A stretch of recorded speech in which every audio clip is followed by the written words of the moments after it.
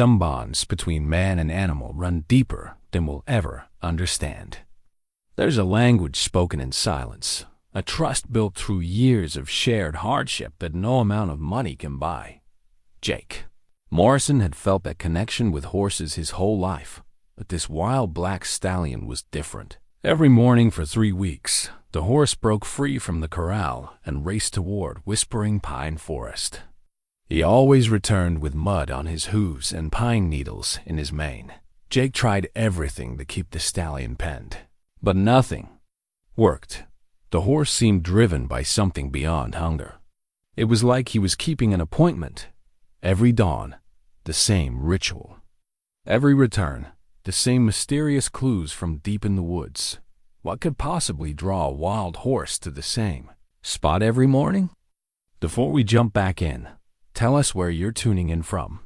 And if this story touches you, make sure you're subscribed, because tomorrow I've saved something extra special for you. The morning air in Cedar Ridge carried the familiar scent of sage and leather, mixed with the promises and disappointments that small frontier towns held close to their weathered hearts. Jake Morrison stood at the edge of the Hartwell Ranch, watching the sun paint the distant mountains in shades of amber and rose. At 63, his hands bore the calluses of 4 decades spent gentling horses, mending fences, and learning the subtle language that passed between man and beast. He pulled his father's pocket watch from his vest, a worn silver timepiece that had counted the minutes of 3 generations of Morrison men. The watch face showed 5:47 a.m., which meant the black stallion would be stirring soon, preparing for his mysterious daily journey. Jake had inherited more than this watch from his father. He'd inherited an understanding that horses possessed wisdom that most men spent lifetimes trying to fathom. Samuel Hartwell, the ranch owner, emerged from the main house with his usual purposeful stride. At 58, Samuel carried himself with the dignity of a man who'd built something lasting from nothing but determination and honest work. His gray beard was neatly trimmed, and his eyes held the kind of steady warmth that made both horses and men trust him instinctively. "Morning, Jake," Samuel called out, his voice carrying easily across the morning stillness. "Our black friend getting ready for his daily adventure?" Jake nodded, his gaze fixed on the corral where the stallion stood alert, ears pricked toward the forest. "Like clockwork, Sam. I've been watching him for 3 weeks now, and I can't make sense of it. That horse has something calling him to those woods every single morning." The stallion was magnificent 17 hands of pure muscle and spirit, with a coat so black it seemed to absorb the early light. His eyes held an intelligence that made Jake's chest tighten with recognition. This wasn't just any wild horse that had wandered onto their land 3 months ago. This animal carried himself with purpose, as if he understood something the rest of them had yet to discover. "Maybe he's got a Mari out there," Samuel suggested, though his tone carried doubt. "Wild horses do strange things for love." Jake shook his head slowly. "I thought about that, but there's no Mari in those woods. I've ridden through Whispering Pine Forest more times than I can count. Besides, look at him, Sam. Really look at him. That's not the behavior of a horse chasing romance. That's the behavior of a horse with a job to do."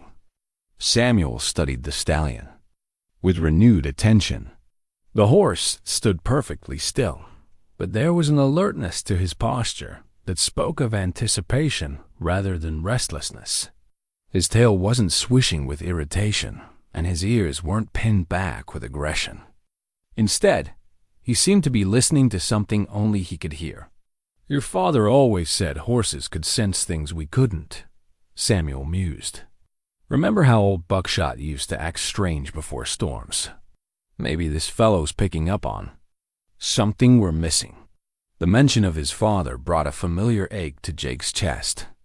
Thomas Morrison had been the finest horseman in 3 counties, a man who could gentle the wildest mustang with nothing but patience and understanding. He taught Jake that every horse had a story, and that a wise man learned to listen with more than just his ears. Dad used to say that horses never lie, Jake said quietly. They can't pretend to feel something they don't, and they can't hide what's truly in their hearts. If this stallion is making the same journey every day, there's a reason for it. As if summoned by their conversation, the stallion moved to the gate of the corral. He didn't pace or paw the ground like an impatient horse might.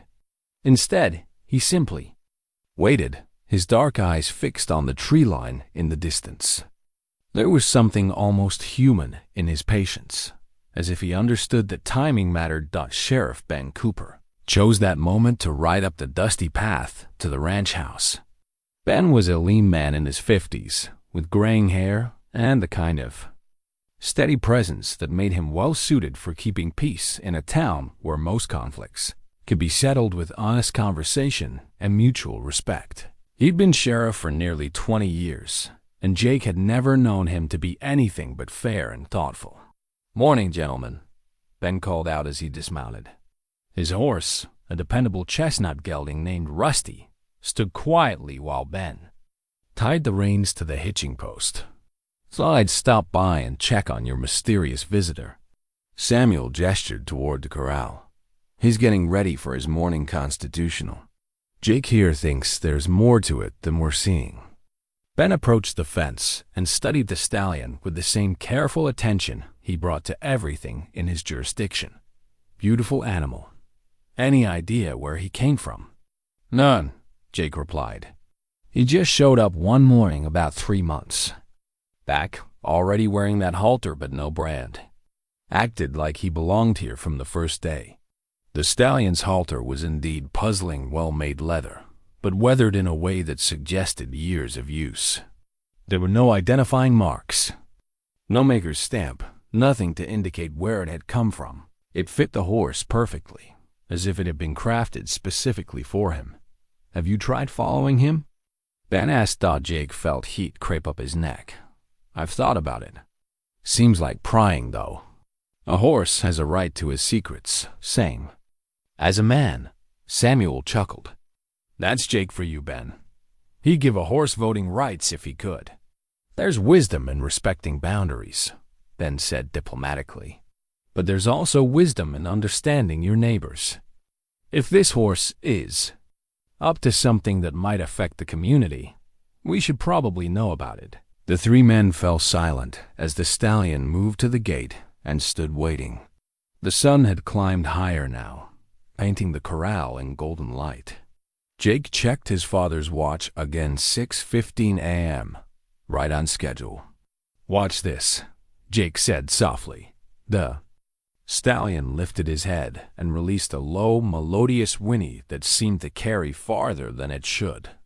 The sound had an almost musical quality, like a call across vast distances.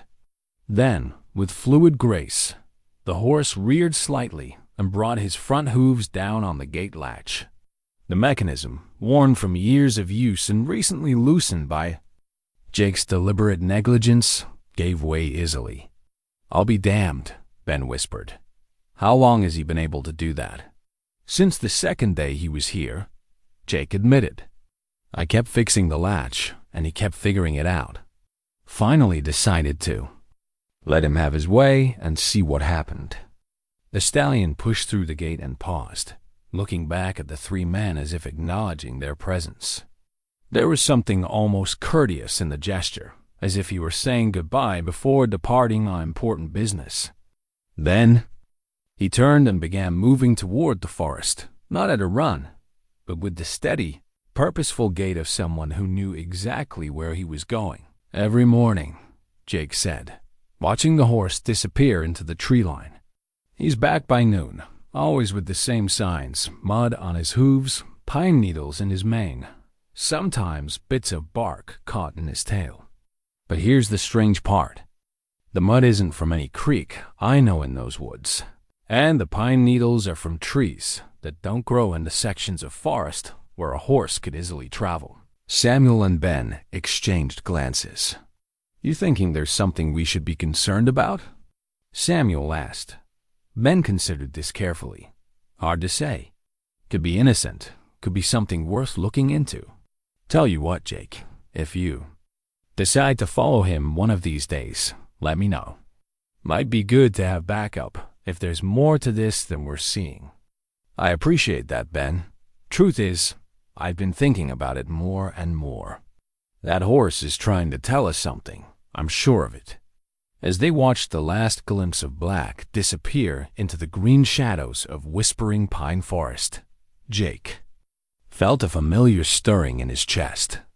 It was the same feeling he'd gotten as a boy when his father would tell stories of the old days, of hidden treasures and lost fortunes that lay waiting for the right person to discover them.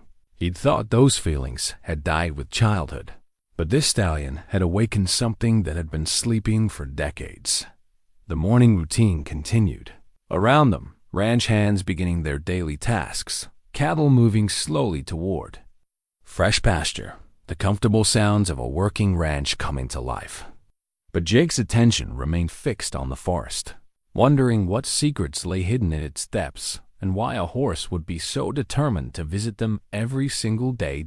By evening, the stallion would return, and the cycle would begin again. But Jake was beginning to suspect that this particular cycle was building towards something larger, something that would change not just his understanding of horses, but his understanding of the very ground beneath his feet.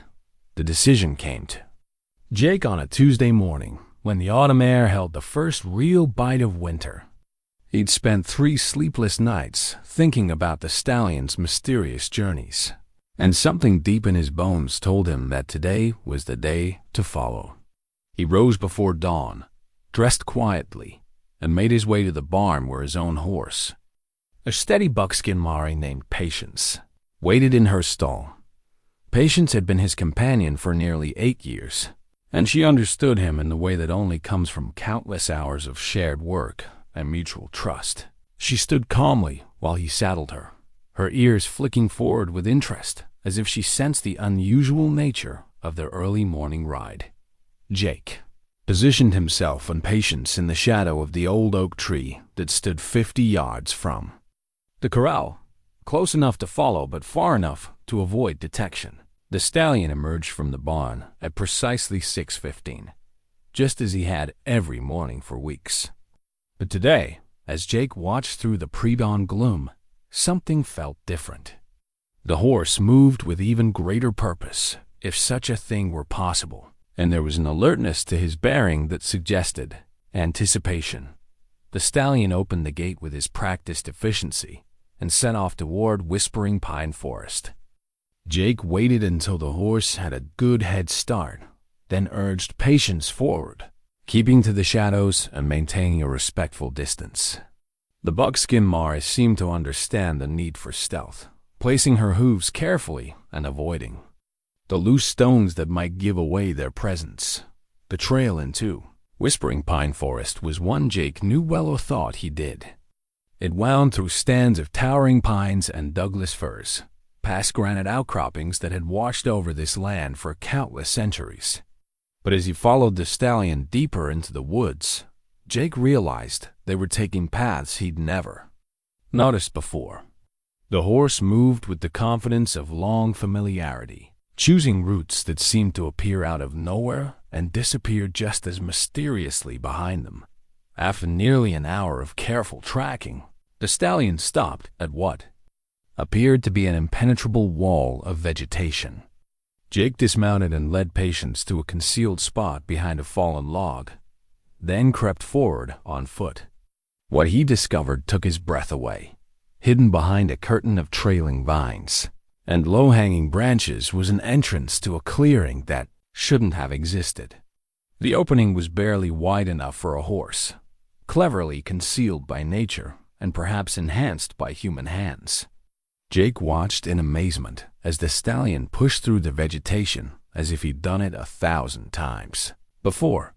Jake waited several minutes before following, his heart pounding with a mixture of excitement and trepidation. As he pushed through the green curtain, he found himself in a circular clearing perhaps 30 feet across, completely hidden from the outside world. Ancient pines formed a natural cathedral around the space, their branches so thick overhead that only scattered beams of sunlight reached the forest floor. but it was what he found in the clearing that made Jake's breath catch in his throat. The ground showed clear signs of regular disturbance, not recent but repeated over time. There were circular patterns in the earth where something heavy had been placed and moved again and again. The grass grew differently here, in patches that suggested the soil beneath had been turned many times over the years. And scattered around the clearing were objects that had no business being in a remote forest. A rusted iron ring, partially buried but clearly manufactured. Fragments of what looked like very old leather. And most intriguingly, several stones arranged in patterns that were definitely not natural. The stallion stood in the center of the clearing, and Jake was startled to realize the horse was looking directly at him. There was no surprise in those dark eyes, no fear or anger at being followed. Instead, there was something that looked almost like relief, as if the stallion had been waiting for someone to discover this place. Jake stepped fully into the clearing, moving slowly and keeping his hands visible. "Well, boy," he said softly, "what exactly have you been trying to show me?" The stallion moved to one side of the clearing and began pawing at the ground with his front hoof. Not the random pawing of an impatient horse, but deliberate, focused digging. Jake approached carefully and knelt beside the disturbed earth. What he found there made his pulse quicken. Partially buried in the soft soil was a horseshoe, but not just any horseshoe. This one was made of iron so old it had taken on a deep brownish patina, and its shape was subtly different from modern horseshoes. More tellingly, it was far too large for the stallion's hooves. This shoe had been made for a much bigger horse, probably a draft animal or a very large riding horse from decades past. As Jake brushed the dirt away from the horseshoe, the stallion moved to another spot and repeated his pawing motion. Here, Jake found fragments of metal that might once have been buckles or hardware from tack. And buried beneath those fragments was something that made his hands tremble. A piece of leather so old it was nearly petrified, but still recognizable. As part of a saddlebag. "Someone's been here before," Jake whispered to himself. "Someone with a horse, and they buried something." The stallion moved to a third location, this one near the base of the largest pine tree. The earth here was more compacted, as if it had been disturbed and then carefully packed down. Jake found more artifacts, a piece of iron that might have been part of a bed, several more leather fragments, and something that made his heart race, a tarnished button that was clearly very old, possibly military in origin. But it was what he found at the fourth location that changed everything. Buried just a few inches beneath the surface, wrapped in what remained of an oiled cloth, was a piece of paper. The paper was brown with age and partially deteriorated, but enough remained for Jake to make out writing. The ink was faded, but he could still read fragments. ... Buried here for safekeeping, ... will quote, and ... when the war ends, ... And most intriguingly, double quotes, ... 17 paces north of the old oak. Jake looked around the clearing with new eyes. There, on the far side of the space, stood a tree that was clearly much older than the pines surrounding it, a massive oak that had probably been growing here when the first settlers arrived in the territory. The stallion was watching him again, and Jake could swear there was approval in the horse's expression, as if the animal had been waiting for someone smart enough to put the pieces together. "You've been guarding this place, haven't you?" Jake said, his voice filled with wonder. "Someone hid something here, and somehow you know about it." The horse whinnied softly, a sound that seemed to echo strangely in the enclosed space. Then, without warning, the stallion moved to the edge of the clearing and stood alert, ears pricked forward in alarm. Jake heard it too, the sound of hoofbeats approaching through the forest. Someone else was coming, and from the speed and direction, it wasn't a casual rider. Jake quickly gathered the artifacts he'd found and stuffed them into his jacket pocket, then moved to where patients waited beyond the clearing. Through the vegetation, he caught a glimpse of two riders on unfamiliar horses, moving through the forest with the confidence of men who knew where they were going. They weren't local. Jake knew every horse and rider in Cedar Ridge, and these men were strangers. One of them carried what looked like surveying equipment, and both wore the kind of serious expressions that suggested business rather than pleasure. Jake mounted Patience as quietly as he could and began making his way back toward the ranch, his mind racing with questions. The stallion had vanished, probably taking one of his secret paths deeper into the forest. But the horse had accomplished something important today. He'd shown Jake that Whispering Pine Forest held secrets that someone was willing to go to great lengths to uncover. As he rode back through the familiar trails, Jake fingered the artifacts in his pocket and thought about the mysterious horseshoe print he'd found. Someone had been using this clearing long before the stallion arrived, and now it seemed that someone else was looking for whatever had been hidden there. The question was, who else knew about the secrets buried in Whispering Pine Forest? And what were they willing to do to claim them? Jake rode back to the ranch with his mind churning like a storm-tossed creek. The artifacts in his pocket seemed to burn against his chest, each piece of rusted metal and aged leather carrying the weight of secrets that stretched back decades. By the time he reached the main house, he'd made a decision that went against every instinct for privacy he'd ever possessed. He needed to talk to Sheriff Cooper Dodd. He found Ben at Murphy's General Store, sharing coffee and morning conversation with the handful of early risers who gathered there each day to discuss weather, livestock prices, and the gentle gossip that kept small towns connected. Jake approached the group with careful steps, nodding to the familiar faces, but keeping his expression neutral. "Ben, could I have a word with you outside?" The sheriff's eyes sharpened at Jake's tone. "Of course. Let me settle up with Murphy." They walked to the covered porch where they could speak privately. Jake pulled the artifacts from his pocket and laid them out on the wooden railing between them. The morning sunlight caught the tarnished surfaces, making them look even older and more mysterious. "Found these in the forest this morning," Jake said simply. "The stallion led me to them." Ben picked up the ancient horseshoe, turning it over in his weathered hands. "This is old, Jake. Really old. Where exactly did you find it?" "Hidden clearing, maybe an hour's ride into Whispering Pine. Place I've never seen before, though I've ridden those woods for 30 years. Jake paused, then added, "The horse knew exactly where he was going, like he'd been there before. And these?" Ben examined the leather fragments and the mysterious button, all buried in different spots around the clearing. "But Ben, there's something else. I wasn't alone out there. 2 riders came through while I was in the clearing, strangers, carrying surveying equipment." This got Ben's full attention. "Describe them." "Didn't get a good look, but they knew where they were going.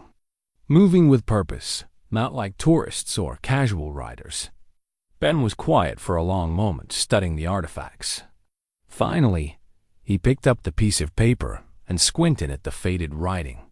"Jake, this mention of when the war ends, that could be Civil War era. And this button," he held it up to the light. "I'm no expert, but this looks military." "That's what I was thinking. Ben, what if someone hid something valuable out there during the war? What if that's what those strangers are looking for?" Before Ben could answer, they were interrupted by the arrival of a stranger, a well-dressed man in his 40s riding a fine bay horse. He dismounted with the fluid grace of someone accustomed to expensive animals and approached the porch with a confident smile. "Gentlemen, good morning." Ezra Blackwood's the name. His voice carried the educated tones of a man who'd spent time in cities, but his handshake was firm and his eyes were sharp. "I'm representing some investors who are interested in the mineral rights in this area. Wondering if either of you might be able to point me toward the land office." Jake felt a chill run down his spine. The timing of this stranger's arrival, so soon after his discovery in the forest, seemed more than coincidental. Ben's expression remained neutral, but Jake could see the lawman's mind working. "Land office is in the courthouse, right next to the jail," Ben said evenly. "But most of the land around here is privately owned. The Hartwell Ranch controls a good portion of what you're probably interested in." Blackwood's smile never wavered. "Excellent. I'll be sure to speak with Mr. Hartwell. Tell me, have there been any unusual discoveries in the area recently?" "Sometimes mineral deposits are indicated by unexpected findings." Jake kept his face carefully blank, but his hand moved instinctively to cover the artifacts on the railing. "What kind of findings would those be?" "Oh, old mining equipment, unusual rock formations, that sort of thing. My investors are particularly interested in areas that might have seen activity during the Civil War period. Amazing what people buried back then, thinking they'd come back for it later." The casual way Blackwood mentioned the Civil War made Jake's pulse quicken. This was no coincidence. Somehow, this man knew about the secrets hidden in Whispering Pine Forest. "Can't say I've noticed anything unusual," Ben said diplomatically. "But then, I'm not much of a geologist. You might want to talk to some of the old-timers who've been ranching here longer." "I'll do that. Thank you for your time, gentlemen." Blackwood tipped his hat and prepared to mount his horse, then paused. "Oh, one more thing. I don't suppose either of you has noticed any unusual animal behavior lately. Sometimes livestock can sense mineral deposits or underground disturbances that humans miss." Jake's blood went cold. The man was fishing, but his questions were far too specific to be random. "Animals seem normal to me. Why do you ask?" "Just something an old prospector told me once. Horses especially," he said. "They can sense things we can't." Blackwood swung into his saddle with practiced ease. "Well, I'll be around for a few days. Perhaps we'll have a chance to talk again." They watched him ride toward the courthouse, his posture confident and purposeful. When he was out of earshot, Ben turned to Jake with a grim expression. "That's no mineral prospector, Jake. That man's looking for something specific, and I'd bet money it's connected to what you found this morning." Jake gathered the artifacts and put them back in his pocket. "What do you think we should do?" "First, we need to research these items properly. There's a small library in town. Sarah Whitman runs it, and she's got a good collection of local history. If anyone can help us understand what we're dealing with, it's her. And second, we need to be very careful who we trust. If these artifacts are connected to something valuable, word will spread fast. Small towns are terrible at keeping secrets, especially when money's involved." As they walked toward the library, Jake couldn't shake the feeling that events were moving faster than he could control. The Stallion had led him to something significant, but in doing so, he'd also stepped into a game whose rules he didn't understand.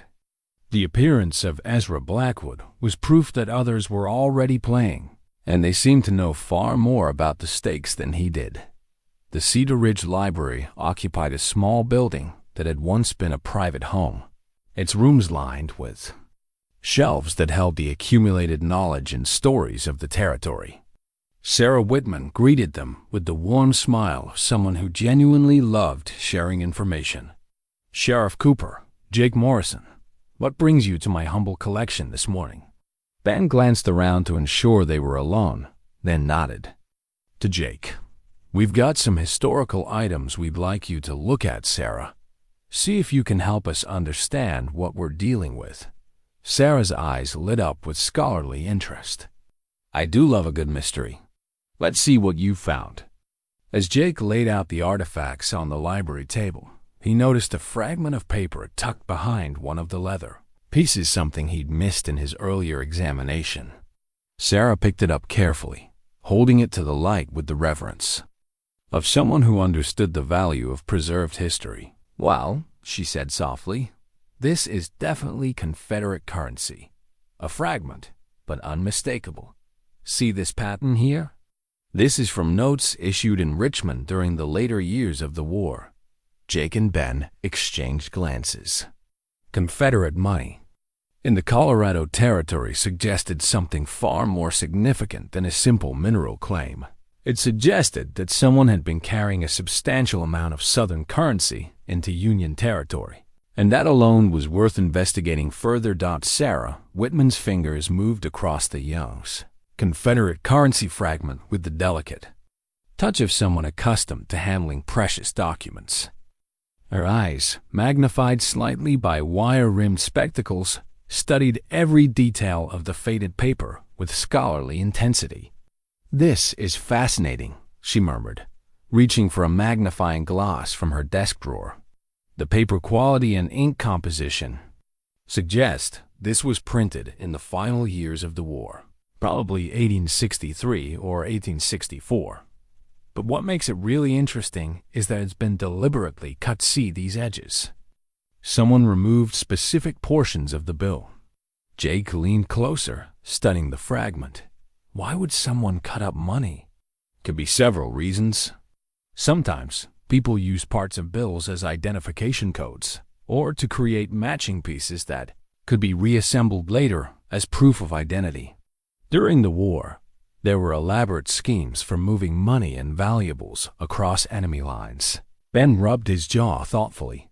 "Sarah, what do you know about outlaw activity in this area during the Civil War?" Sarah's expression grew more serious. "Quite a bit, actually.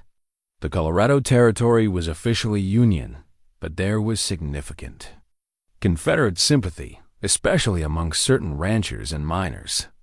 We had our share of irregular forces. Some might call them outlaws.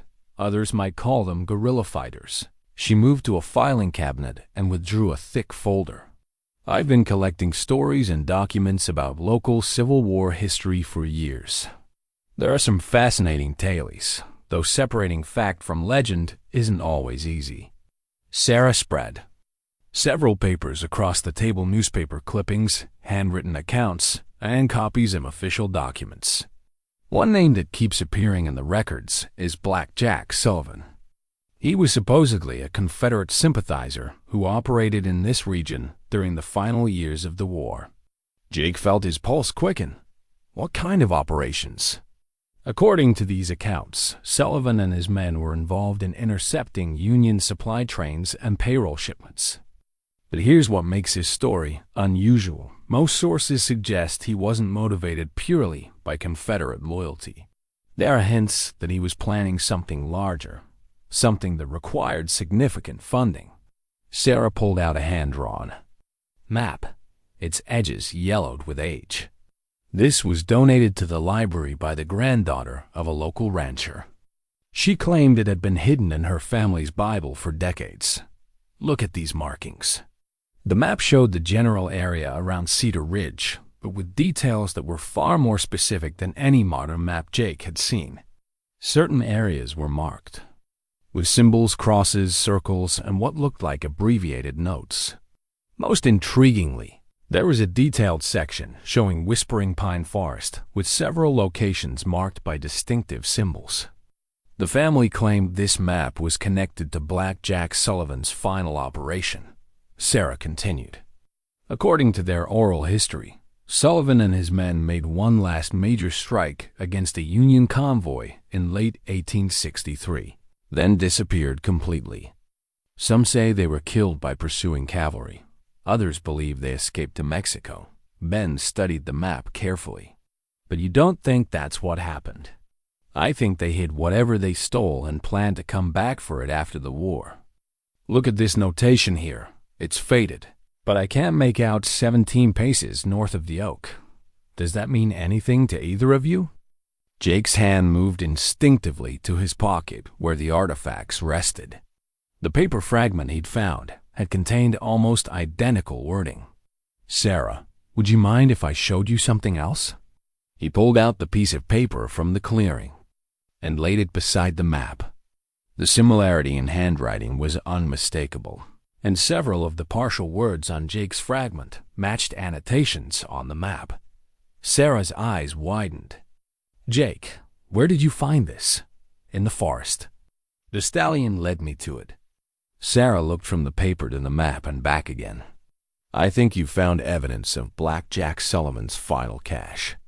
According to the stories I've collected, he and his men stole a significant amount of Union Treasury bonds in their last raid. Not just gold or cash, but negotiable securities worth a fortune even today. Ben whistled softly. That would explain why Ezra Blackwood is sniffing around. If word has gotten out about Civil War treasure in the area. There's more, Sarah said, pulling out another document. I found this in the Territorial Archives. Last year, it's a Union Army report dated March 1864, describing the theft of a military payroll wagon carrying not just gold, but also a shipment of government bonds being transferred to California banks. She read from the document. The stolen items included approximately $50,000 in gold coin, $75,000 in currency, and treasury bonds with a face value of $200,000. The perpetrators were led by an individual known as Black Jack Sullivan, whose real identity remains unknown. Pursuit was hampered by severe weather and the thieves' apparent familiarity with local terrain. Jake did quick mental calculation. Sarah, what would those bonds be worth today? Conservative estimate?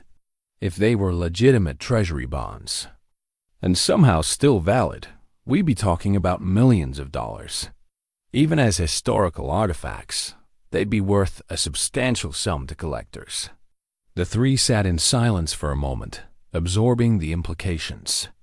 Finally, Ben spoke. This explains a lot, but it also raises some serious questions. If Sullivan's treasure is still out there, and if other people know about it, we could be looking at real trouble. What kind of trouble? Jake asked. The kind that brings armed men looking for easy money. The kind that turns neighbors against each other when word spreads. The kind that gets people killed. Sarah gathered the documents carefully. There's something else you should know. I've been researching the Blackwood name since you mentioned it. Ezra Blackwood isn't just a mineral prospector. He's connected to a company that specializes in recovering historical assets. They work with private collectors and sometimes with government agencies. Government agencies? The Treasury Department has a division that tracks down stolen government property, even if the theft occurred over a century ago. If Blackwood is working for them, he has resources and authority that could make things very complicated. Jake felt the weight of responsibility settling on his shoulders. The stallion had trusted him with this secret, but now that secret was threatening to spiral beyond his control. What do you think we should do? Ben stood up, his expression grim. First, we need to secure that clearing and make sure no one else disturbs it until we understand exactly what we're dealing with. Second, we need to find out everything we can about Ezra Blackwood and who he's really working for. And third, Sarah added, we need to decide whether this treasure belongs to the government, to Sullivan's descendants, or to the people of Cedar Ridge. Because once word gets out, and it will get out, that decision might be taken out of our hands. As they prepared to leave the library, Jake noticed the stallion standing in the street outside, as if he'd been waiting for them. The horse's presence was no longer a simple curiosity. It was becoming clear that the animal was somehow central to whatever was unfolding. The question was whether the stallion was leading them toward treasure or toward trouble. Perhaps, Jake thought as he watched the magnificent animal, there wasn't much difference between the two. The brass compass felt warm in Jake's calloused palm, its weight far more substantial than its size suggested. He'd found it the next morning, buried beneath a flat stone in the clearing where the stallion had led him again, this time with an urgency that bordered on desperation.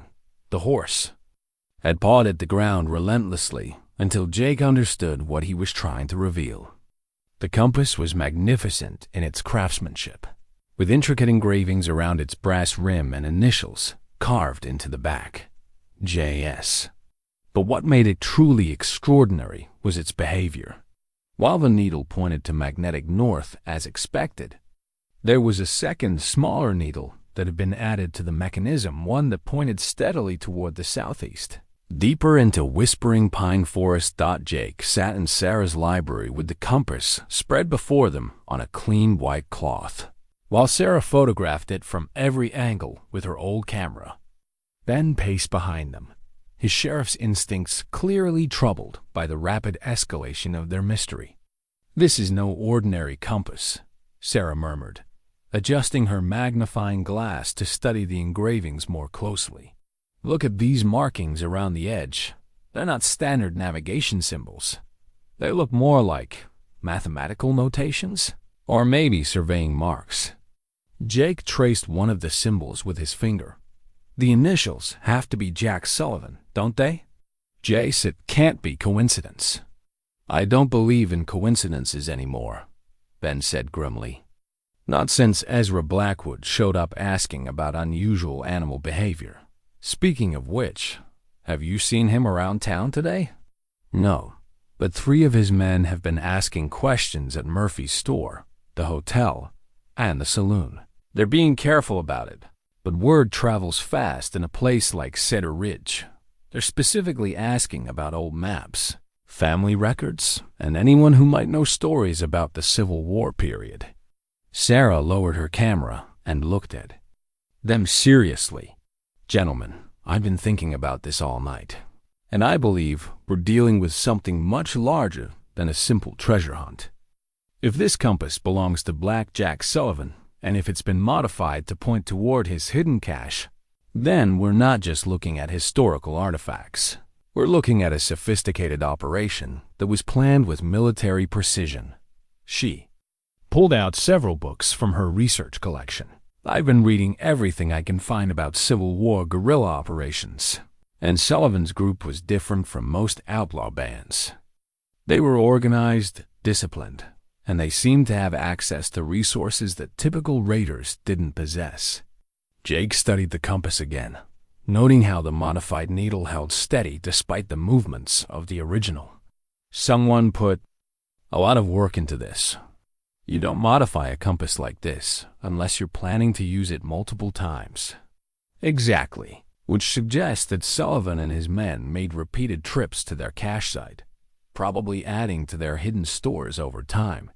This wasn't a one-time burial. It was an ongoing operation. Ben stopped pacing and leaned over the table.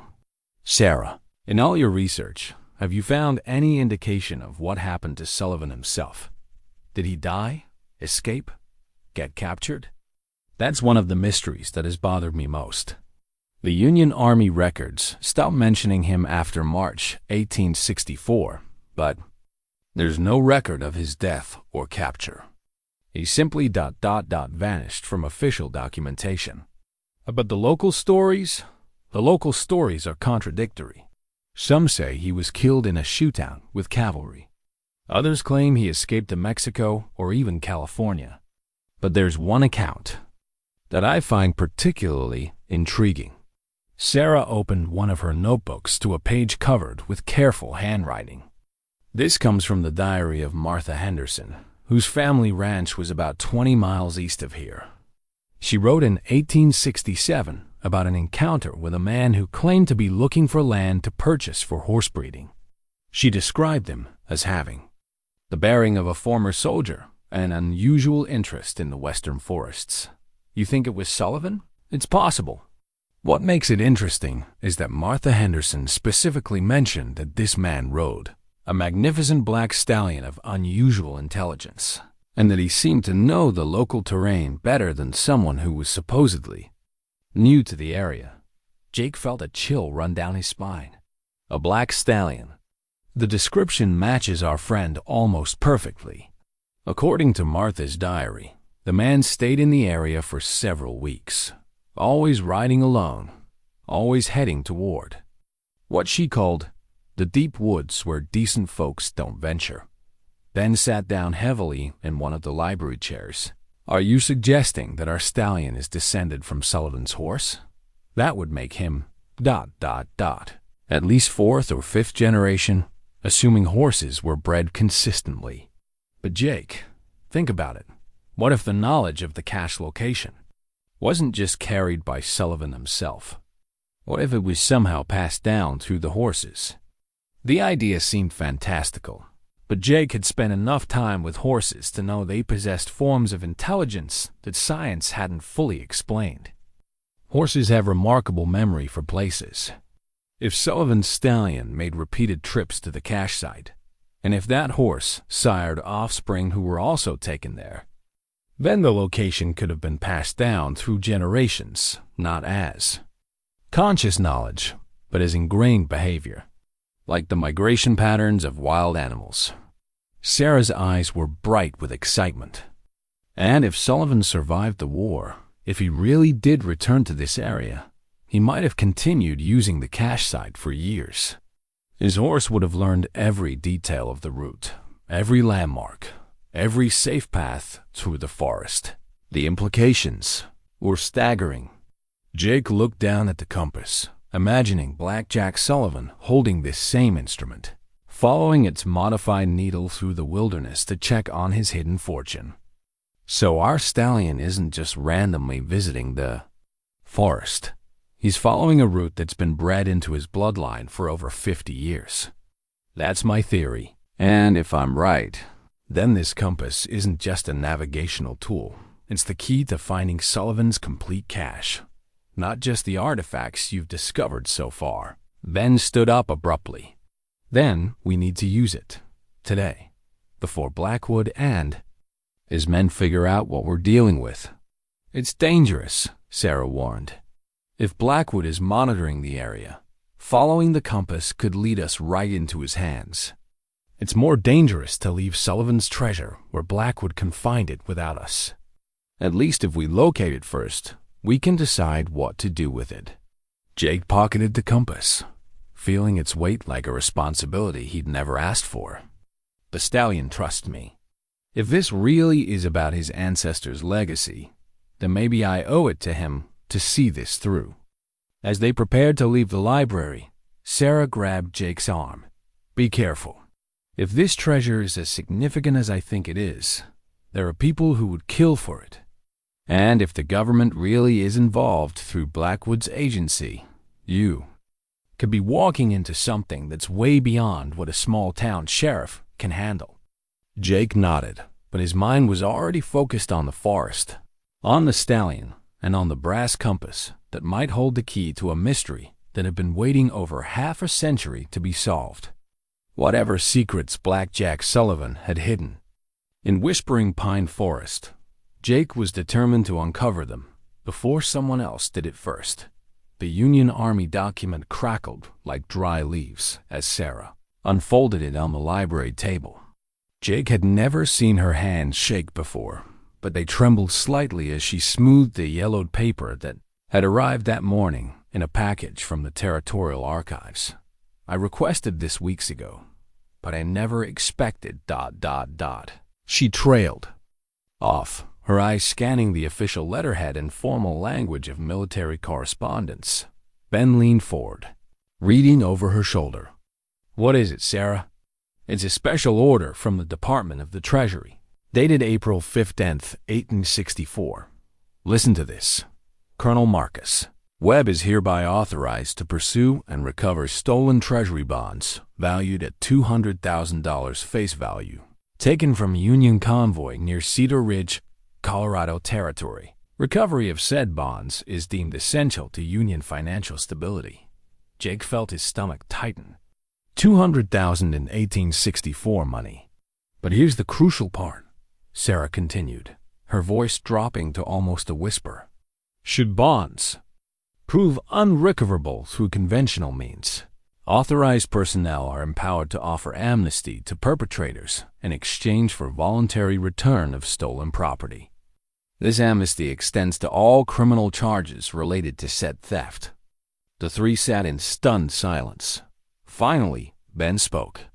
They were willing to let Sullivan go free if he returned the bonds. It gets better, Sarah said, turning the document over. There's a handwritten note on the back, signed by Colonel Webb. Himself, suspect known as Sullivan believed to be acting under orders from higher authority. Investigation suggests possible Confederate intelligence operation rather than common banditry. Recommend caution in approach. Jake's mind raced. Sarah, what if Sullivan wasn't just an outlaw? What if he was a Confederate agent, operating behind Union lines? That would explain the military precision of his operations, the sophisticated planning, and the fact that he seemed to have resources beyond what a typical outlaw band could command. Ben stood and walked to the window, gazing out at the quiet street where Cedar Ridge went about its daily business, unaware of the drama unfolding in their midst. It would also explain why he never came back for the treasure. If he was a Confederate operative, he might have been recalled to Richmond or killed in the final campaigns of the war. Sarah gathered the documents carefully. There's something else. I've been corresponding with historians in other territories, trying to piece together Sullivan's complete story. According to records from New Mexico and Arizona, there were similar raids in those areas during the same time period, all attributed to a man matching Sullivan's description, all involving theft of government securities rather than simple gold or cash. You're saying Sullivan was running a territory-wide operation? I'm saying he was part of something much larger than we realized. The Confederate government was desperate for hard currency in the final years of the war. They had agents throughout the West, trying to secure funding for continued resistance. Jake pulled out Sullivan's compass and set it on the table beside the Union Army document. Which means this treasure isn't just local history, it's part of American history. Those bonds, if they still exist, represent one of the last Confederate operations of the Civil War. The compass needle continued to point steadily toward the southeast, as if it were calling to them. Jake had begun to feel an almost personal connection to the instrument, as if it contained not just directions, but the spirit of the man who had once relied on it. Jake, Sarah said suddenly, I need to ask you something. When you followed the Stallion yesterday, did you notice anything unusual about the cave system you mentioned? What kind of unusual? Man-made modifications, stonework, carved symbols, anything that suggested human engineering rather than natural formation. Jake thought back to his exploration of the caves. The Stallion had led him to a network of limestone chambers that extended deep into the hillside. There were some areas that seemed too regular to be natural, and there were markings on the walls, but I couldn't make sense of them in the lamplight. Sarah's eyes lit up with scholarly excitement. Jake, I think Sullivan and his men created a sophisticated storage system, not just a simple buried cache. If they were planning to operate in this area for an extended period, they would have needed secure, weatherproof storage for documents, currency, and other sensitive materials. Like an underground treasury. Exactly. And if I'm right about Sullivan's true mission, those caves might contain more than just stolen bonds. They might contain Confederate intelligence documents, operational plans, maybe even correspondence with Richmond. Ben returned to the table, his expression troubled. Sarah, if you're right about all this, then we're not just dealing with treasure hunters.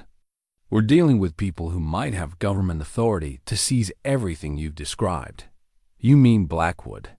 Blackwood, and whoever he's working for. If the Treasury Department or some other federal agency has finally tracked down Sullivan's operation, they're not going to be interested in sharing their findings with local civilians. Jake felt a surge of protective anger. The Stallion had trusted him with this secret, had led him to discoveries that connected him to the land and its history in ways he'd never imagined. The idea of federal agents swooping in to claim everything seemed like a violation of that trust. What if we got there first? He asked quietly. Sarah looked at him with concern. Jake, if federal agents are involved, removing artifacts from the site could be considered theft of government property. And if we don't, they'll take everything and we'll never know the complete story. Besides, those agents don't have any more legal claim to Sullivan's cash than we do. The war's been over for 50 years. Ben rubbed his jaw. a gesture Jake recognized as his thinking pose. There might be a middle ground. What if we documented everything we found before anyone else got there? Created a complete record that couldn't be hidden or classified. You mean like an archaeological expedition? Something like that. Sarah, you got photography equipment, right? And notebooks for detailed descriptions? Yes, but Jake, this isn't just about documentation anymore. If you're going back to those caves, you need to understand that you're probably being watched. Blackwood's men aren't just asking casual questions. They're conducting surveillance. Jake thought about the Stallion, who continued his daily journeys despite the growing attention in the area. The horse showed no fear, no hesitation, as if he understood that some responsibilities transcended personal safety. The Stallion's not afraid, Jake said finally. Maybe it's time I stopped being afraid too. Sarah reached across the table and placed her hand over his. Promise me you'll be careful. And promise me that if you find something significant, you'll come back and tell us before you do anything else. Jake nodded, but as he looked down at Sullivan's compass, he felt the weight of decisions that would affect not just his own life, but the future of everything the Stallion had been protecting. The modified needle pointed steadily towards secrets that had waited over 50 years to be revealed. And Jake was beginning to understand that some secrets demanded to be told, regardless of the consequences. Sarah's fingers trembled as she opened the heart-shaped locket, its tarnished silver surface catching the morning light that streamed through the library windows.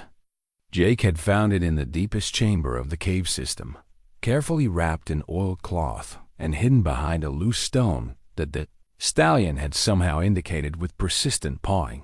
Inside the locket were 2 photographs, their sepia tones faded but still clear enough to make out faces.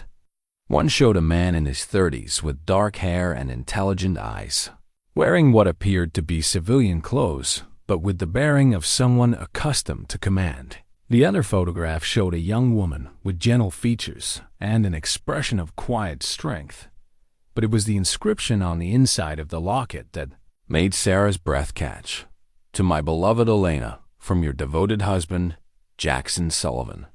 May our love endure beyond war's end. 1863. Jackson Sullivan, Jake whispered. Not Black Jack Jackson. Sarah set the locket down carefully, as if it were made of glass. Jake, there's something I need to tell you. Something I should have told you from the beginning. Ben and Jake both turned to her, sensing the gravity in her voice. My full name is Sarah Elena Whitman, but Whitman is my married name. My maiden name was Sullivan.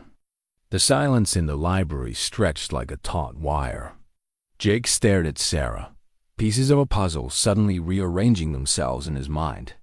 You're his descendant, his great-great-granddaughter. Elena Sullivan, the woman in this locket, was my great-grandmother. Ben leaned back in his chair, his lawman's mind processing the implications. Sarah, how long have you known? I've known about the family connection my whole life, but I never knew about the treasure until Jake started bringing me these artifacts. My family always told stories about Jackson Sullivan, but they painted him as a reformed man who tried to make amends for his wartime actions. Sarah opened a desk drawer and pulled out a small wooden box. Inside were more family documents, letters, photographs, and a leather-bound journal. This journal belonged to Elena Sullivan.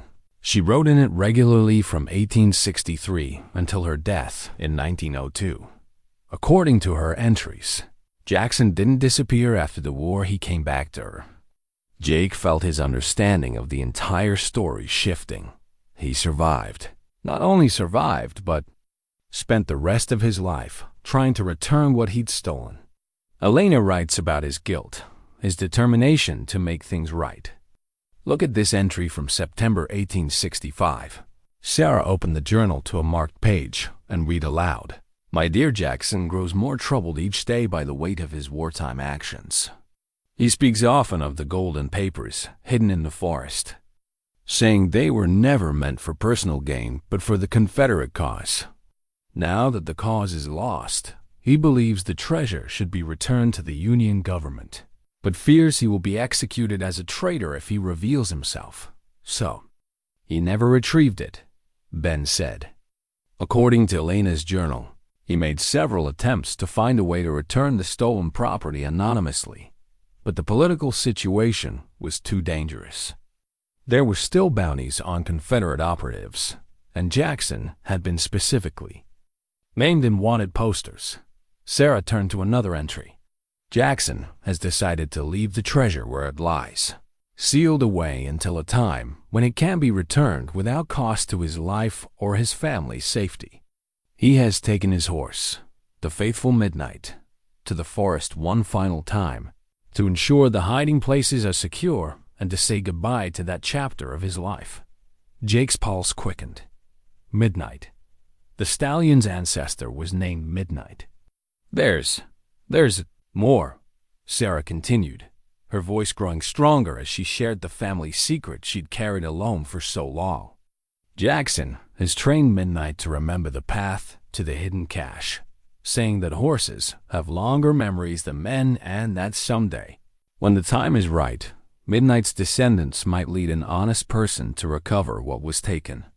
That's why the stallion keeps going back, Jake breathed. He's not just visiting the sites, he's maintaining them, keeping the secret alive until someone worthy came along. Sarah nodded, tears beginning to form in her eyes. According to Elena's final entries, Jackson lived quietly as a rancher until his death in 1889. He never stopped believing that someday the stolen treasure would be returned to its rightful owners. And he never stopped training his horses to remember the forest paths. Ben stood up and walked to the window again, his mind clearly working through the legal and practical implications. Sarah, this changes everything.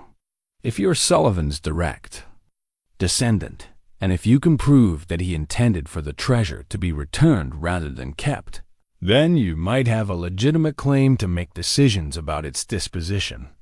But there's something else, Sarah said, her voice dropping to barely above a whisper. Something that makes our situation much more complicated. She pulled out the final document from her family collection, an official-looking paper with government seals and formal language. This is a pardon, signed by President Andrew Johnson in 1867. It specifically names Jackson Sullivan, also known as Black Jack Sullivan, and grants him full amnesty for actions taken during the late rebellion in service to the Confederate States.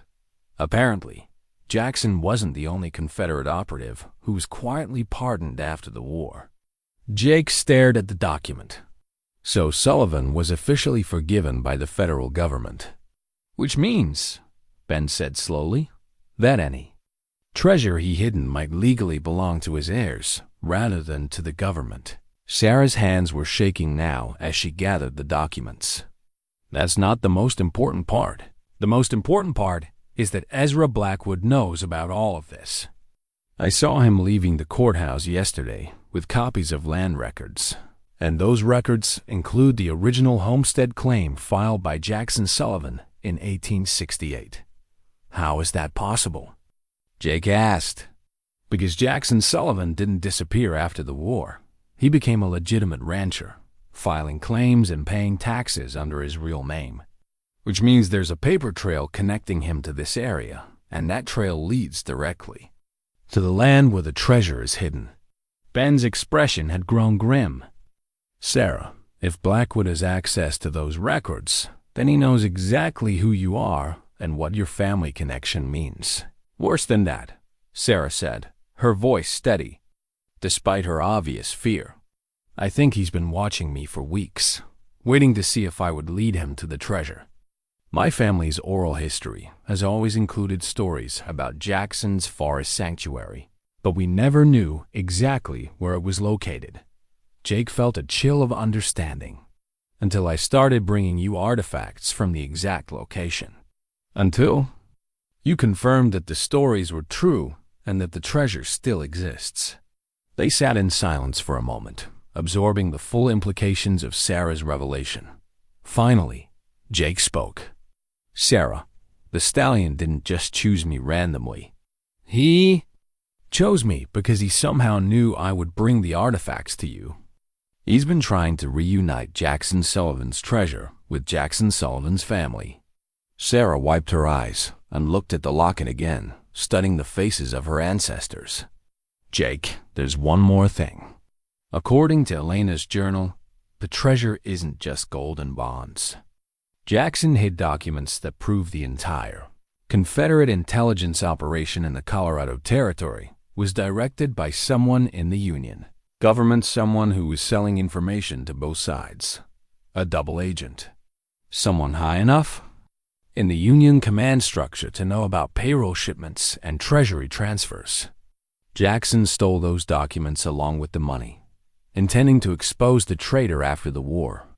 But when he was pardoned, he realized that revealing the truth might destabilize the fragile peace that was being built. Ben whistled softly. "So the treasure contains evidence of Civil War treason. Evidence that certain people might kill to keep buried," Sarah said quietly. "People who might have descendants in government positions today." Jake looked out the window, where the stallion stood waiting in the street, as if he'd been listening to their conversation. The magnificent animal seemed to sense the gravity of what had been revealed, his posture alert and his dark eyes fixed on the library windows.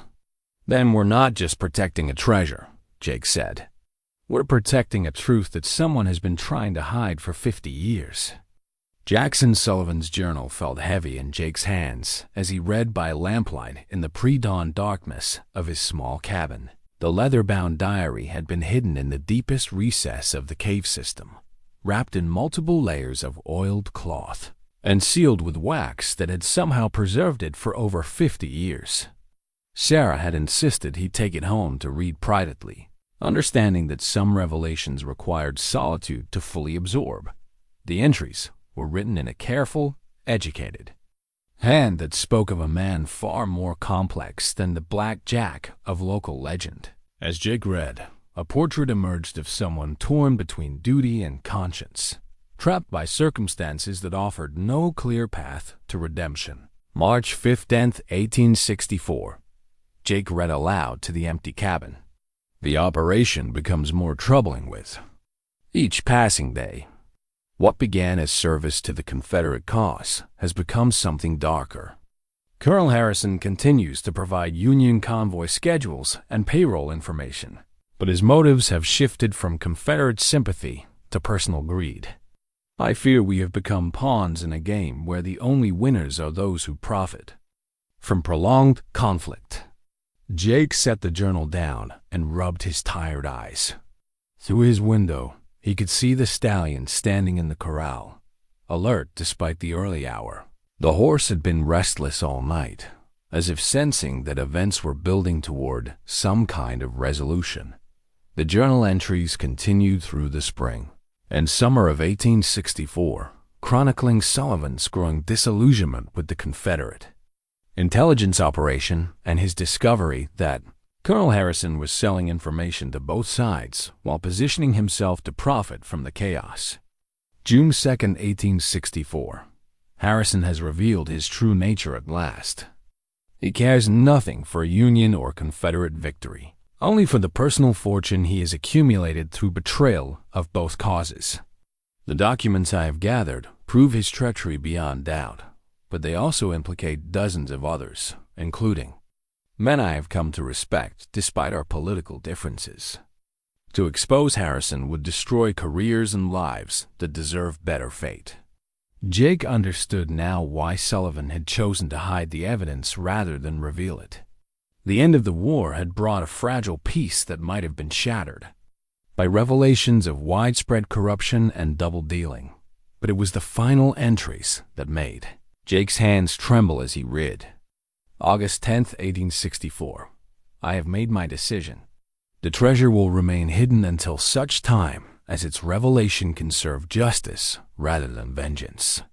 Harrison believes I perished in the cavalry attack near Boulder Creek, and I will allow him to continue in that belief. My horse Midnight and I have prepared the final cache, sealed with mechanisms that will preserve the contents for decades if necessary. Should I not survive to reclaim these items myself, I trust that Providence will guide an honest soul to discover them when the time is right. Jake felt a chill as he realized that Sullivan had been writing about him across the span of 50 years. The stallion's behavior, the careful preservation of artifacts, the way everything had unfolded, and it was as if Sullivan had somehow engineered Jake's discovery from beyond the grave. The sound of approaching horses brought Jake to his window. In the pre-dawn gloom, he could make out at least 6 riders moving purposefully toward the ranch.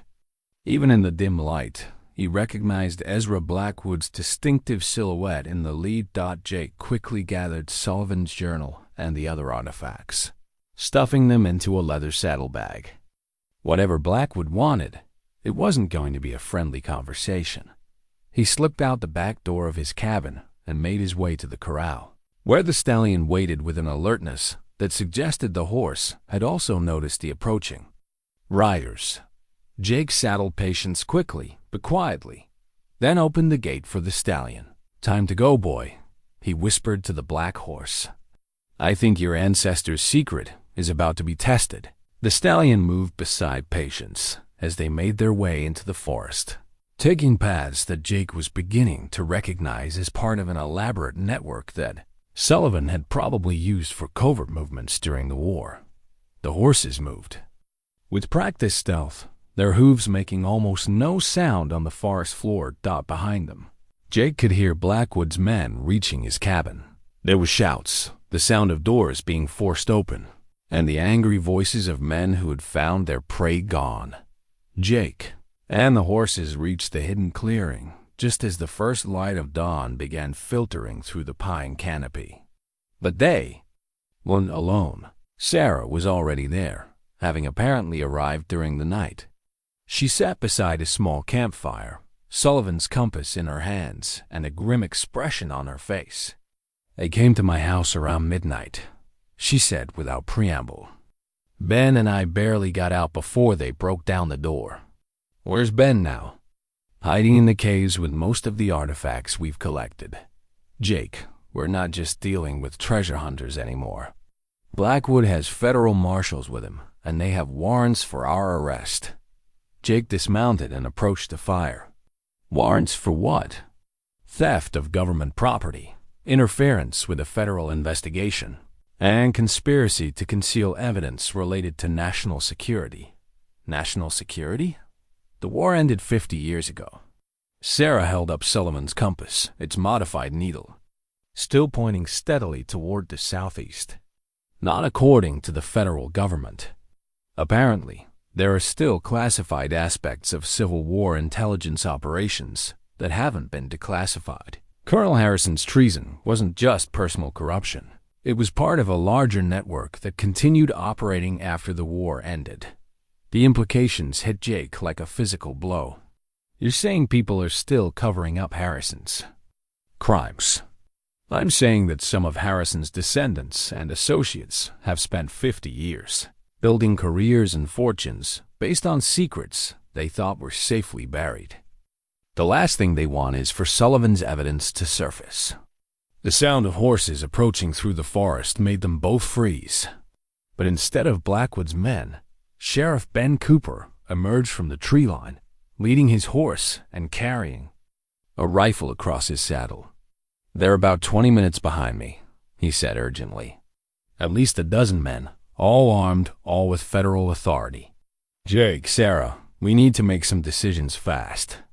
Jake looked at the stallion, who stood calmly beside the fire as if this were just another routine morning visit. The horse's presence gave him strength and clarity.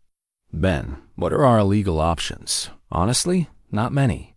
If they really have federal warrants, I can't protect you from arrest. But I can try to ensure that whatever evidence we found gets proper attention instead of being buried in some government warehouse." Sarah stood up, her expression resolute. "There is another option." According to Jackson Sullivan's journal, he created a mechanism for revealing the complete cache if the need ever arose. The compass isn't just a navigation tool. It's also a key. A key to what? To a chamber that contains everything. The stolen bonds, the Confederate intelligence documents, and most importantly, complete proof of Colonel Harrison's treason and the network of corruption that surrounded him. Jake studied the compass, noting details he'd missed before. The engravings around its rim weren't just decorative. They were a combination that could be aligned in specific ways. How do we use it? According to the journal, the compass mechanism aligns with stone markers in the main cave chamber. When properly positioned, it unlocks a sealed vault that Sullivan created as his final insurance policy. The sound of approaching horses was getting louder. Ben checked his rifle and looked grimly determined. Whatever we're going to do, we need to do it now. Once Blackwood gets here with federal marshals, our options disappear. Jake mounted patience and looked down at Sarah. Can you lead us to this vault? I think so. But Jake, if we open Sullivan's final chamber, we can't control what happens next. Once that evidence is revealed, it's going to destroy people, ruin careers, maybe even topple some powerful families. Jake looked at the Stallion, who had begun moving toward the entrance to the cave system with the same purposeful stride he'd shown every morning for weeks. Then maybe it's time for the truth to come out, Jake said. Jackson Sullivan spent his life carrying the weight of secrets that weren't his to bear. I don't think any of us should have to carry that weight any longer. As they made their way toward the caves, Jake could hear Blackwood's men entering the clearing behind them. The final confrontation was about to begin, and the outcome would determine whether Sullivan's 50-year-old secret would finally see the light of day or remain buried forever. The iron chest sat in a chamber that shouldn't have existed, carved from living rock with a precision that spoke of professional engineering. Jake's lantern cast dancing shadows on the walls as he and Sarah approached the reinforced container that had waited in darkness for over 50 years. The Stallion had led them here through passages that seemed to shift and change, as if the cave system itself were alive and protecting its secrets. Now the magnificent horse stood guard at the chamber entrance, his dark eyes fixed on the tunnel that led back to the surface. Jake, look at this, Sarah whispered, her voice filled with awe. The chest was massive, easily 4 feet long and 2 feet wide, constructed of iron plates that had been sealed with some kind of tar or pitch that had hardened over the decades. But it was the mechanism that held it closed that made Jake's breath catch. A complex arrangement of gears and tumblers was built into the lid, and at its center was a circular depression that perfectly matched the size and shape of Sullivan's compass. He really did think of everything, Jake murmured, pulling the compass from his pocket dot. As he approached the chest, Sarah grabbed his arm. Wait, before we open this, we need to understand what we're unleashing. According to Jackson's journal, this chest contains enough evidence to implicate dozens of people in treason, corruption, and conspiracy. Some of those people might still be alive, and some of them might have children and grandchildren who've built their lives on blood money, Jake replied grimly. Sarah, your ancestor spent his life trying to find a way to reveal the truth without causing more harm. Maybe it's time to accept that some truths are worth the cost. The sound of voices echoing from the tunnel system made them both freeze. Blackwood's men had found the cave entrance, and they were moving through the passages with the systematic efficiency of people who knew exactly what they were looking for. They're not just treasure hunters, Sarah said, fear creeping into her voice. They know this cave system. They've been here before. Jake placed the compass into the depression on the chest's lid. It fit perfectly, and as he began to turn it, the mechanism responded with a series of clicks and grinding, sounds that echoed through the chamber like the awakening of some ancient machine. The lid opened with surprising ease, revealing contents that made both Jake and Sarah gasp in amazement.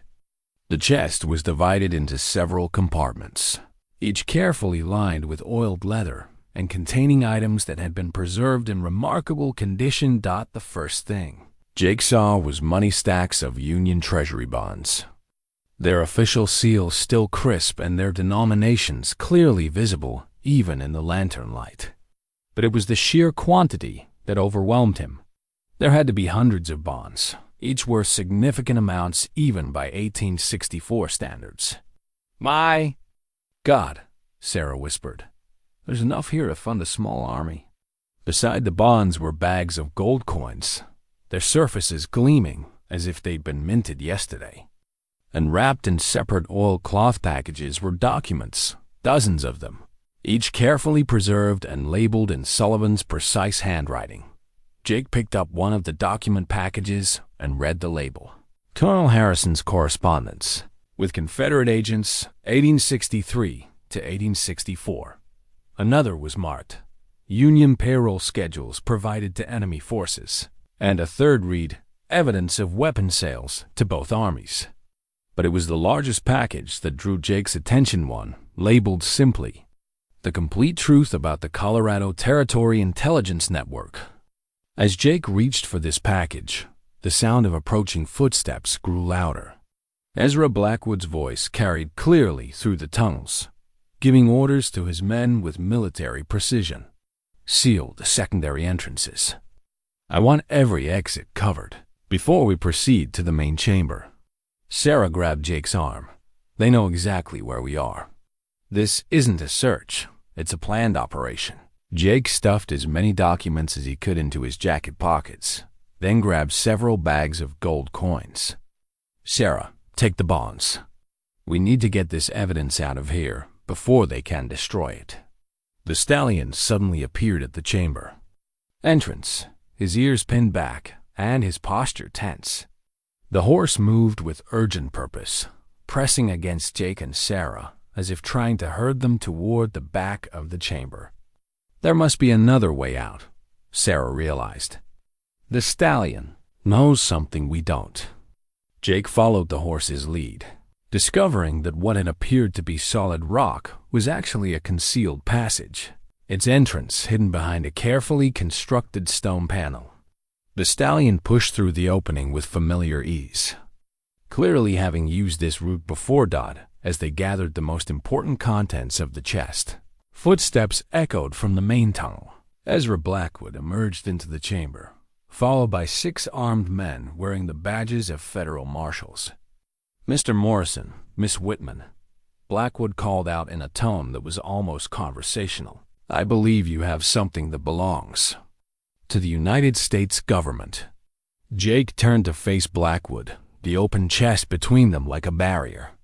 "This belongs to Jackson Sullivan's heirs, and according to his presidential pardon, he was a free man when he hid it." Blackwood smiled, but there was no warmth in the expression. "Mr. Morrison, you're operating under several misconceptions. First, Jackson Sullivan's pardon was revoked posthumously when evidence of continued treason came to light. Second, anything in that chest is classified government property related to ongoing national security matters." Ongoing? The Civil War ended 50 years ago. Some conflicts never truly end, Mr. Morrison. They just change form. Blackwood gestured to his men, who began spreading out to surround the chamber. "Now, I'm going to ask you to step away from that chest and surrender any materials you've removed from it." Sarah stepped forward, her chin raised defiantly. "Mr. Blackwood, as Jackson Sullivan's direct descendant, I have legal standing to contest any government claim to his property. Miss Whitman, or should I say, Miss Sullivan, your family connection is precisely why you cannot be allowed to retain these materials.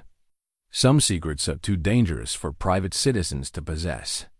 The implied threat in Blackwood's words was unmistakable. Jake felt a surge of protective anger as he realized that these men weren't just here to seize the treasure. They were here to ensure that anyone who knew about it would never be able to reveal its secrets. "The truth about Colonel Harrison's treason, you mean?" Jake said quietly. The evidence that proves your bosses have been covering up Civil War corruption for 5 decades. Blackwood's mask of civility slipped for just a moment, revealing something cold and dangerous underneath. Mr. Morrison, you're meddling in affairs that are far beyond your understanding.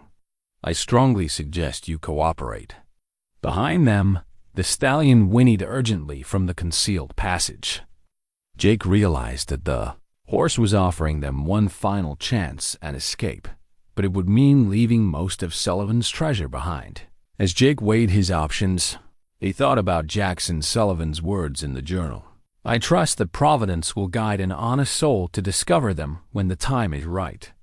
Perhaps this moment, this choice between safety and truth, was exactly what Sullivan had been preparing for. Sullivan's redemption letter crackled as Jake unfolded it in the lamplight, its words carrying across 50 years with startling clarity. The formal document was addressed to the Union Army's Department of Military Justice, written in the same careful hand that had filled the journal pages. "Gentlemen," Jake read aloud, his voice echoing in the chamber as Blackwood's men closed in around them. "I write this confession in the hope that truth may yet serve justice, even if justice has been delayed by the necessities of war and peace." Blackwood raised his hand, signaling his men to halt. "Mr. Morrison, whatever theatrics you're planning won't change the fact that you're in possession of stolen government property." Jake continued reading, his voice growing stronger. "I, Jackson Sullivan, do hereby confess to the theft of Union Treasury bonds and currency from military convoys during the years 1863 and 1864. However, I also confess that these actions were undertaken not solely in service to the Confederate cause, but as part of an investigation into the criminal activities of Colonel William Harrison, who was selling Union military intelligence to Confederate agents while simultaneously providing Confederate troop movements to Union forces." Sarah stepped closer to Jake, her presence giving him courage. The stallion remained at the hidden passage entrance, but Jake could see the horse's attention was fixed on something beyond their current confrontation. "Colonel Harrison's treachery," Jake continued, "extended far beyond simple battlefield intelligence. Evidence in my possession proves that he orchestrated the theft of government funds from both armies, using his position to enrich himself while prolonging the conflict for personal gain." One of Blackwood's marshals shifted nervously. "Sir, maybe we should—" "Silence," Blackwood snapped, but Jake could see uncertainty creeping into the man's eyes. "I have gathered this evidence," Jake read on, "not for personal enrichment, but to ensure that Harrison's crimes do not go unpunished. However, the end of the war has created a situation where revealing this information might cause more harm than good. I therefore place these materials in a secure location, with instructions that they be revealed only when justice can be served without destroying the fragile peace our nation requires." Jake looked up from the letter to meet Blackwood's gaze directly. He wasn't a traitor, Blackwood. He was trying to expose one. "That letter proves nothing," Blackwood replied, but his voice lacked its earlier confidence. "Sullivan was a Confederate agent who stole government property. The contents of that chest belong to the United States Treasury." "Then why are you so afraid of what's in it?" Sarah challenged. "If Jackson Sullivan was just a common thief, why would the federal government send a dozen armed men to prevent 3 civilians from reading his confession?" The stallion suddenly reared and released a piercing whinny that echoed through the caves like a battle cry. The sound was immediately answered by many other horses approaching through the tunnel system. Ben Cooper's voice rang out from the main passage. "Blackwood, this is Sheriff Cooper. You're operating outside your jurisdiction, and I've got 20 armed citizens who disagree with your methods." Jake felt a surge of hope as he realized that the townspeople of Cedar Ridge had followed them into the caves. The stallion's morning cries hadn't just been calling to his human friends. He'd been summoning help. Samuel Hartwell appeared in the chamber entrance, flanked by ranch hands and townspeople that Jake recognized from Murphy's store and the local saloon. They were armed with hunting rifles and the kind of determined expressions that came from protecting their own. "The Ben's right, Blackwood," Samuel called out. "You've got no authority to threaten our people or seize property on private land." Blackwood's men found themselves outnumbered and surrounded, but their leader maintained his composure. "Sheriff Cooper, you're interfering with a federal investigation." "I have warrants. Warrants issued by people who don't want the truth to come out," men interrupted. "Jake, Sarah, why don't you tell everyone what you found in that chest?" Jake held up Sullivan's confession letter. Jackson Sullivan wasn't a traitor.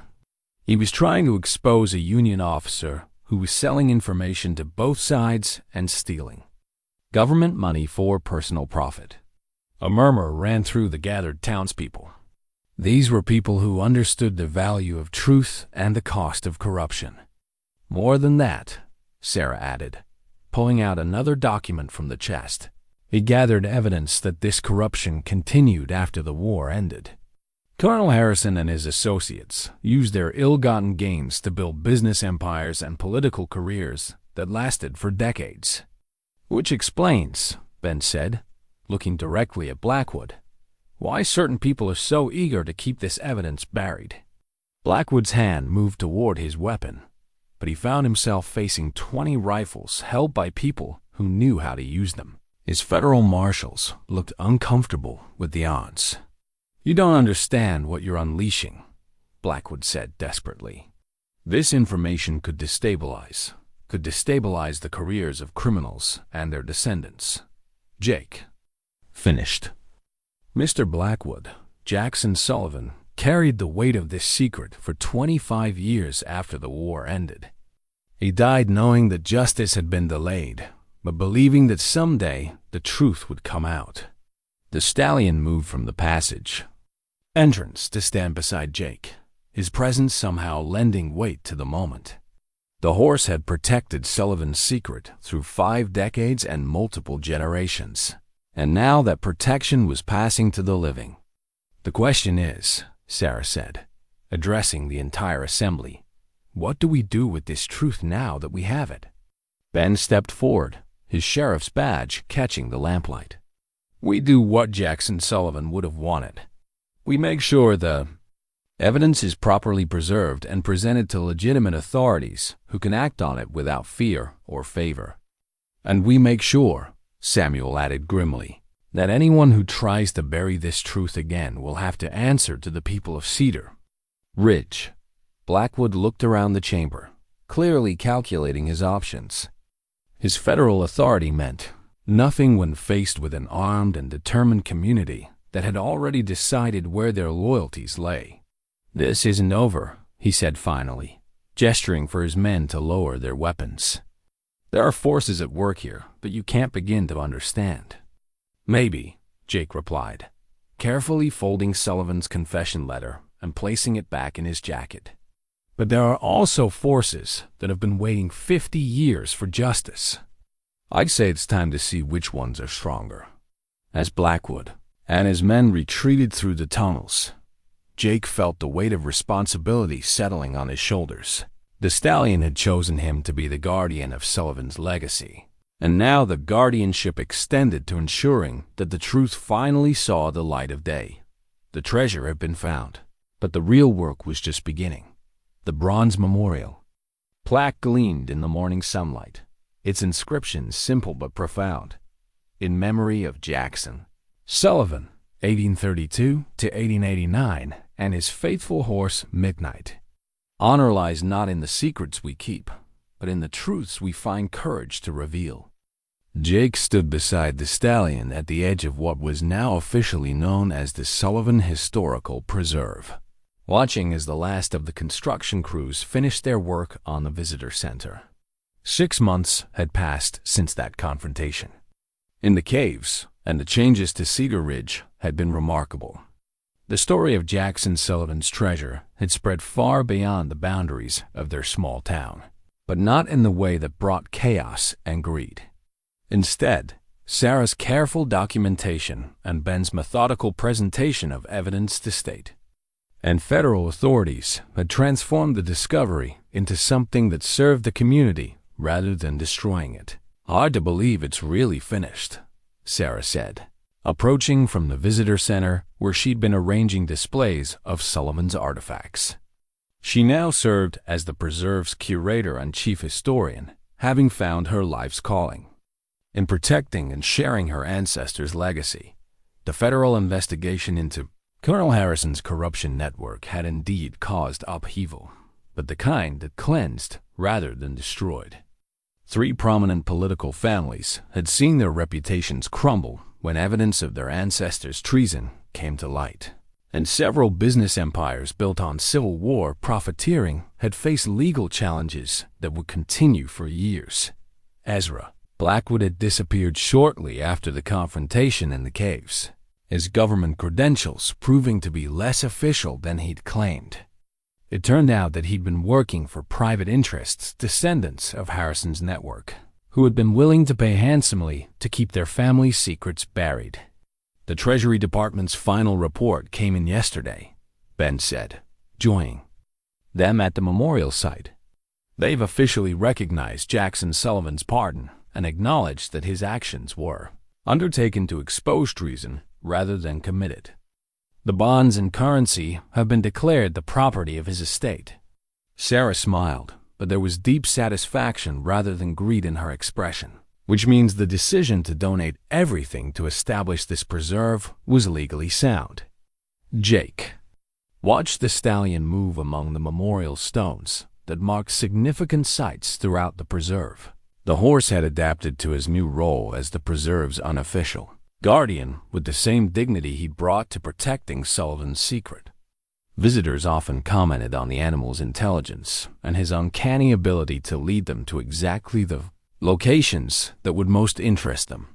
"The educational programs are booking up months in advance," Sarah continued. "Schools from 3 states want to bring students here to learn about Civil War history and the importance of moral courage. And the tourism revenue is already making a difference to local businesses," Ben added. "Murphy's store is expanding.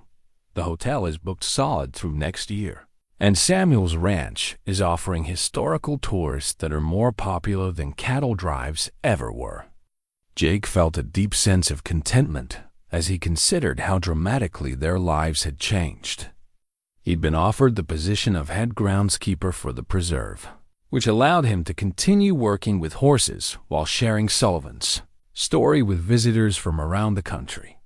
But it was the personal changes that meant the most to him. Sarah had become not just a colleague, but a dear friend, whose passion for historical truth had inspired his own sense of purpose. Ben had been re-elected sheriff by the largest margin in the county's history, his handling of the federal confrontation having earned him widespread respect. And Samuel Hartwell had transformed his ranch into a living museum that demonstrated how the past and present could coexist productively. "There's something I want to show you both," Sarah said, pulling a letter from her jacket pocket. "This arrived this morning, addressed to the preserve." She unfolded the letter and began to read. "Dear Miss Sullivan, my name is Margaret Harrison, and I am the great-granddaughter of Colonel William Harrison. I have been following the news coverage of your historical preserve with great interest and considerable family shame. After consulting with my relatives, we have decided to donate Colonel Harrison's personal papers and effects to your collection, along with a substantial financial contribution to support your educational programs. It is time for our family to acknowledge the truth about our ancestors' actions and to support efforts to ensure that such corruption never happens again." Jake felt tears prick his eyes. "Even Harrison's family wants to be part of telling the truth. It gets better," Sarah continued.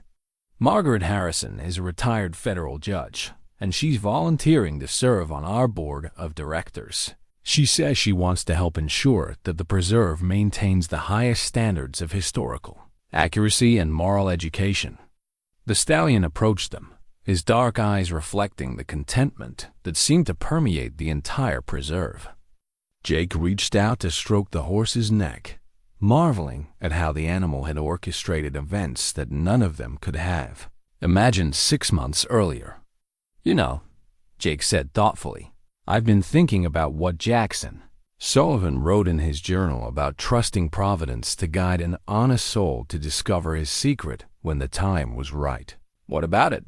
Ben asked. "I don't think he was just talking about me.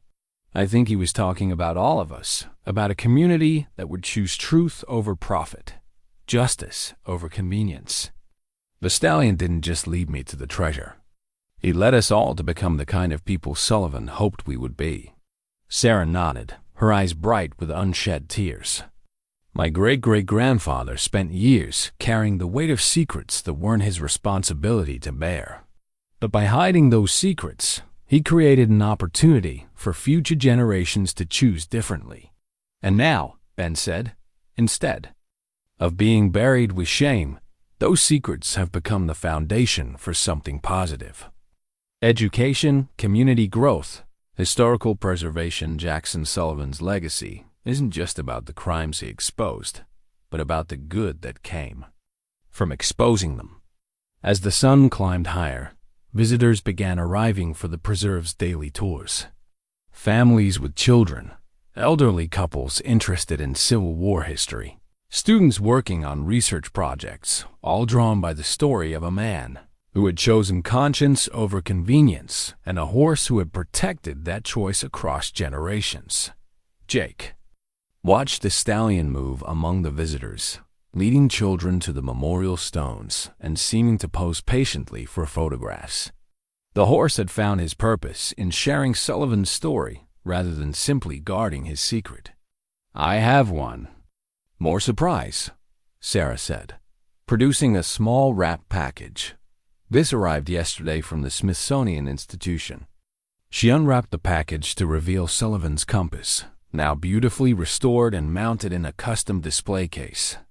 A note from the museum's director explained that they had borrowed the compass for authentication and conservation, and were now returning it as a permanent loan to the preserve. "They want to feature our story in their exhibit on Civil War intelligence operations," Sarah explained. "But they insisted that the compass belongs here, where Sullivan intended it to be found." Jake took the display case and held it up to the light, watching the compass needles point toward their eternal destinations, one toward magnetic north, the other toward the main cave entrance, where Sullivan's final cache had waited for over 50 years. "Some treasures," Jake said quietly, "are worth more than gold." The Stallion whinnied softly, as if in agreement, then turned and began walking toward the forest trails. That would take him past the memorial sites and back to the cave system, where his ancestors' master had hidden more than money. He had hidden hope for a future when truth would triumph over corruption. Jake followed the Stallion's lead, understanding that while Sullivan's secret had been revealed, the horse's work was far from over. There would always be visitors to guide, stories to share, and new generations to inspire with the tale of how one man's courage and one horse's faithfulness had created something beautiful from the darkness of war and betrayal. As they walked together into the preserve that had grown from Sullivan's legacy, Jake realized that some bonds between man and animal really do run deeper than anyone can understand, deep enough to bridge generations, deep enough to transform secrets into truth, and deep enough to prove that the best treasures are the ones we choose to share rather than the ones we try to keep for ourselves.